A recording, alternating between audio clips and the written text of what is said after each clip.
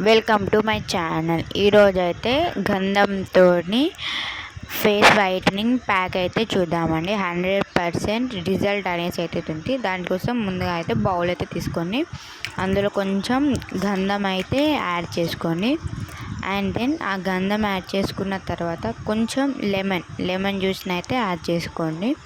And lemon juice add చేసుకున్న తర్వాత మీ దగ్గర రోజ్ వాటర్ ఉంటే రోజ్ వాటర్ కూడా యాడ్ చేసుకోండి.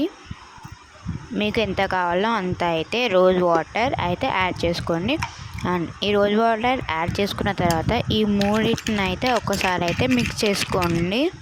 ఒక మంచి పేస్ట్ వచ్చేలాగా అయితే మిక్స్ చేసుకోండి.